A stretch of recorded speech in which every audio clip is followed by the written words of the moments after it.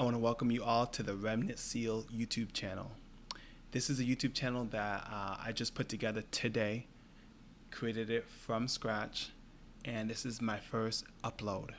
So I wanted to put this YouTube video together because of the things that are happening in the world. The premise of this YouTube channel is to take a look at current events that are happening in the world: political, social, economical, religious, anything and everything that's of importance, and taking those events and delving into them and looking at them from the light of Bible prophecy.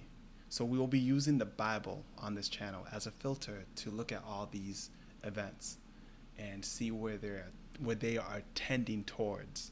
So let's get right into it. This article here, April 30th, 2017, it's the end of the world and we know it.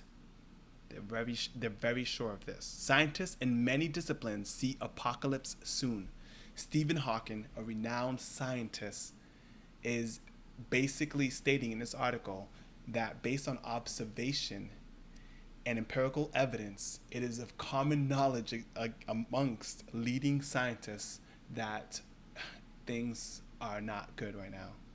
And he states, now, more than at any time in our history, our species needs to work together.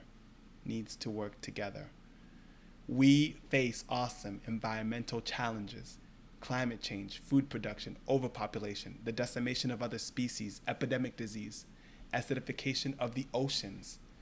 He goes on to say that we're living in the most dangerous moment of humanity.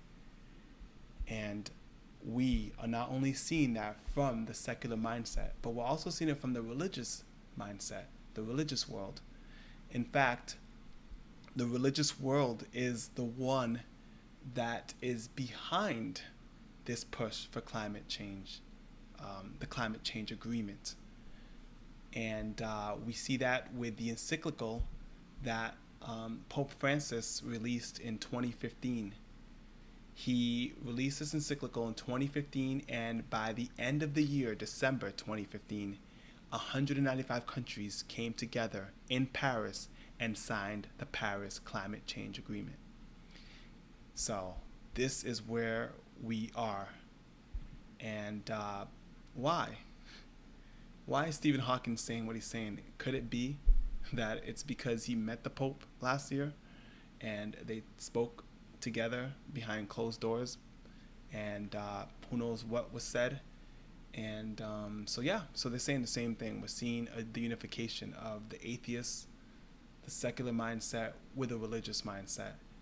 The king of the north is overcoming and just taking over. We see that the Vatican is also stating that the great world war for water is looming. So resources are going to be limited because of this crisis that's coming. Those that destroy the environment will face God's judgment. Sinners, he says, and the powerful of the earth will face the wrath of God if they don't protect the environment and make sure everyone has enough to eat. So this is where we are, guys. We have this mindset where we need to come together collectively to face this crisis. Sounds like a movie I watched back in the day. Independence Day, Signs, you name it, Transformers, all these movies that basically, program you to believe that we need to come together and we need to face this crisis together. Christ says in John chapter 17, sanctify them by your truth. Your word is truth. So we come together based on the word of God. That is the only way we can come together, based on the doctrinal teachings of the word of God. So we see here also that the EU, European leaders, are basically working together with Rome, getting some advice, getting some admonishment from the papacy.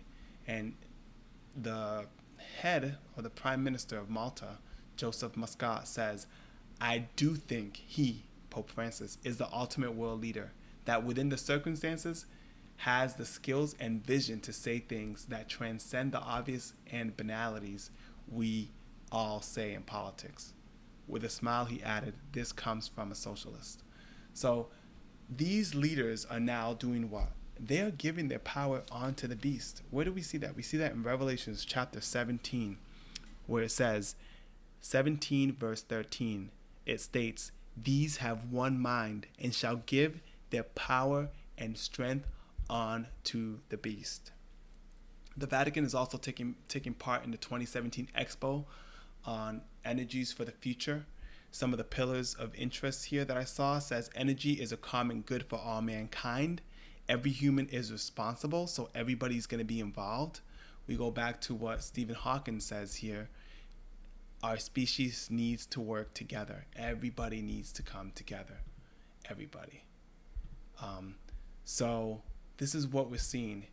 This encyclical came about in 2015, and you could download it and read through it. We're going to see some things in it here shortly.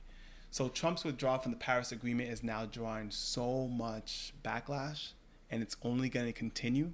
You're going to see celebrities. You're going to see sports figures, politicians. We're already seeing that, and you're going to see all sorts of people, protesters and protests, going against this decision, because this is what they want. This is where they want us. They want us to beg for the change and the solution that they have in place. And we're going to read about that here in a second. So even the European Commission chief warns, Jean-Claude Juncker. He basically says that he's going to work closer with China due to the fact that the United States got out of this agreement. So we have the mayor of the mayor of Pittsburgh, and he's basically backlashing Trump here by saying the United States joined Syria, Nicaragua, and Russia in deciding not to participate with world's Paris Agreement. It's now up to cities to lead. So there it is. Cities are going to lead. People are going to lead this event, this crisis. It says here, as the mayor of Pittsburgh, I can assure you that we will follow the guidelines of the Paris Agreement for our people, our economy, and future. So, it's interesting what is happening. Even Elon Musk says, "You quit Paris, so I quit you." World pledges to save Mother Earth despite Trump's nub to climate pact. So the whole world is joining in. The whole world is wondering after the beast. So there's a couple more news articles here on this. Even the religious world, like we talked about, the Parliament of World Religions condemns President Trump, his withdrawal from the Paris Climate Agreement. So a couple of weeks ago, Donald Trump gave what? He gave religious liberty to the churches to now get involved politically. So we're going to see the churches start to push this agenda. But what is in this agenda? Why is this so important? So we take a look. Look what it says here. On Sunday, our participation in the Eucharist has special importance. Sunday, like the Jewish Sabbath, is meant to be a day which heals our relationships with God, with ourselves, and with others, and with the world. So this is the solution.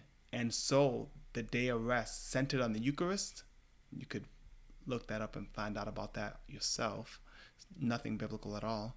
Sheds its light on the whole week and motivates us to greater concern for nature and the poor. So Sunday will be tied to this agreement, and also it will have a role in whether you will be able to buy or sell. So it will have an economical impact, social impact, economical impact. Of course, we know that the Bible states that the day of the Lord is not Sunday. It's the seventh day. It is Saturday, or what they would call here the Jewish Sabbath. So this is very interesting, guys, what is happening, how they're pushing this. This is very slick packaging, but this is the deception that will come upon the world. Revelations chapter 13 tells us, says, and deceiveth them that dwell on the earth by the means of the miracles which he had power to do in the sight of the beast, saying to them that dwell on the earth that they should make an image to the beast, which had the wound by a sword, and did live. And he causeth all, both small and great, rich and poor, free and bond, to receive a mark in their right hand or in their foreheads, and that no man might buy or sell, save he that had the mark, or the name of the beast, or the number of his name. So this is the last message. This is the last message. Revelations chapter 14 tells us this is the last message. And the third angel followed them, saying with a loud voice, if any man worship the beast and his image, and receive his mark in his forehead or in his hand, the same shall drink of the wine of the wrath of God, which is poured out without mixture into the cup of his indignation. And he shall be tormented with fire and brimstone in the presence of the holy angels and in the presence of the Lamb.